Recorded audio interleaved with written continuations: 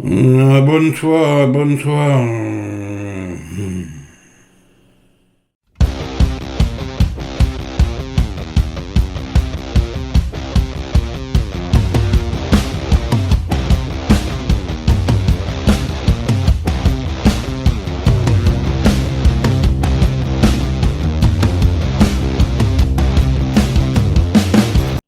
Salut les cinéphages, c'est Mireille et aujourd'hui je viens vous parler du Grand Prix au Festival de Gérardmer cette année. Ça s'appelle Sleep, c'est un premier film coréen écrit et réalisé par Jason Yu avec dans les rôles principaux Jung Yoo-mi et le regretté Lee Sung-kyun qui s'est suicidé, l'acteur qui jouait le mari riche dans Parasite.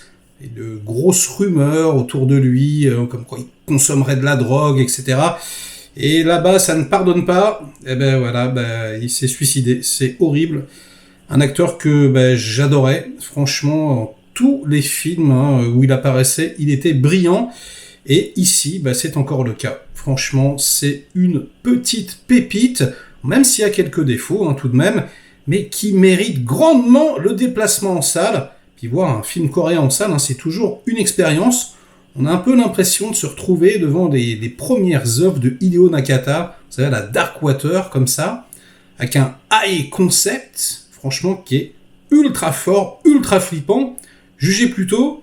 Donc on a un couple qui s'aime vraiment, enfin c'est assez cool d'ailleurs de voir un couple positif. Elle est enceinte, tout semble aller pour le mieux, sauf qu'elle se rend compte rapidement que son mari est pris de crise de somnambulisme, donc il se réveille la nuit. Au début, c'est pas très grave, il y a juste les voisins qui gueulent un peu, mais petit à petit, on s'aperçoit qu'il commet des actes étranges, des petites dingueries au sein de l'appartement, et ça commence à la faire flipper. Elle se pose la question, est-ce que mon mari est somnambule, ou est-ce qu'il serait pas possédé par une entité, par un démon? Voilà, donc c'est le postulat de départ. Et franchement, c'est assez réjouissant. On n'utilise pas si souvent que ça le rêve dans le fantastique, enfin dans le cinéma un peu horrifique, parce que là, ça fait quand même relativement flipper au bout d'un moment. Toute la problématique étant, est-ce que le mari va s'en prendre au petit bébé? Voilà, une fois qu'il est né, est-ce qu'il va pas faire une connerie, etc. Donc ouais, en tant que père de famille, je vous assure, c'est vraiment, vraiment, vraiment anxiogène l'ambiance, parce que c'est quasiment huis clos en plus, donc c'est vraiment la méga pression, et on est encore une fois admiratif devant le travail de ce jeune mec, ce Jason Wu, personne ne le connaît, voilà, c'est son premier film, il écrit, il réalise, et c'est juste incroyable quoi. Alors déjà, quasiment tous les plans sont signifiants, il y a de la narration visuelle tout le temps, la photographie est plutôt belle, les acteurs sont très très bons, c'est très très bien écrit. Voilà, l'ambiance sonore, musicale également. On est sans cesse surpris par ce qui se passe, mais bon, ça c'est normal, j'ai envie de dire. Avec le cinéma coréen, on est habitué quelque part à être désarçonné. Donc c'est toujours un plaisir de spectateur. Et puis, là où c'est très très intéressant, c'est que le film flirte avec le fantastique, mais sans jamais vraiment y tomber. Alors, il y a débat d'ailleurs à ce sujet, mais vraiment, il y a un peu comme Total Recall, deux visions des choses.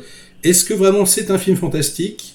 Est-ce qu'au contraire c'est plutôt un drame psychologique et une histoire d'amour assez intense, assez forte? Ça sera, j'ai envie de vous dire, à vous de juger.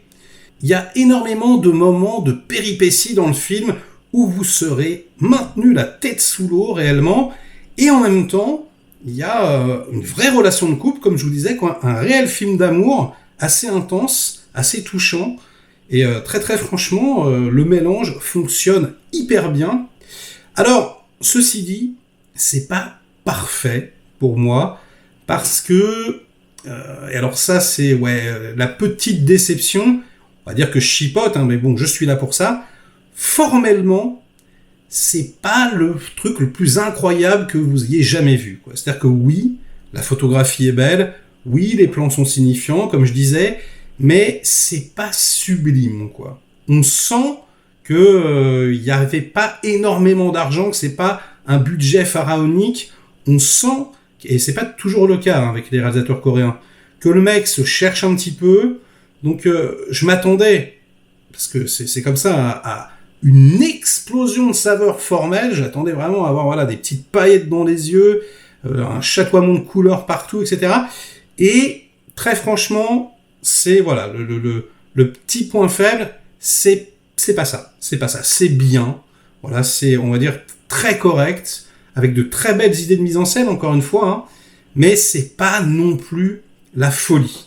Donc si vous attendez à du Naonjin ou des choses comme ça, calmez-vous, hein, voilà, on joue pas encore dans la même cour, alors que lui, hein, il avait, dès son premier film, réussi à péter le score, hein, il avait mis une claque à tout le monde. Là, on va attendre de voir où il se dirige, mais en tout cas, c'est clair qu'on va le suivre, hein. Le Jason Yu, il est très fort, il est très bon, donc c'est pas souvent qu'un film coréen sort en salle.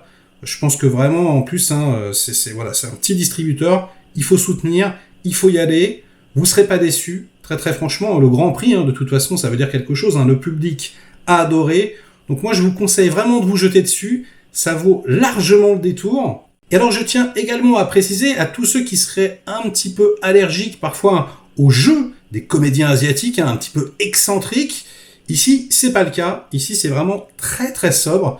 Il y a vraiment une sensibilité européenne, une sensibilité hitchcockienne, j'ai envie de vous dire. Et d'ailleurs, le film, je trouve, ressemble beaucoup dans le traitement à Pas de printemps pour Marnie.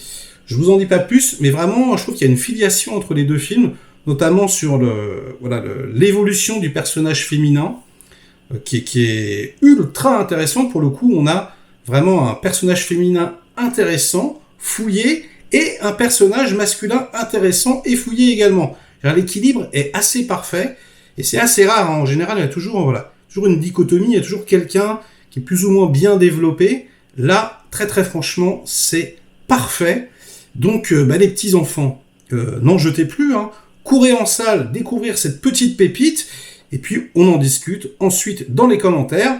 Et sur ces bonnes paroles, ce sera à la fin de cette vidéo. Courez voir Sleep, likez si vous avez apprécié, délikez sinon, inondez-moi de commentaires, donc comme d'habitude pour faire marcher le petit robot YouTube. Et nous, on se retrouve très vite pour de prochaines aventures. Ciao! Docteur, ce trouble du sommeil, il se soigne ?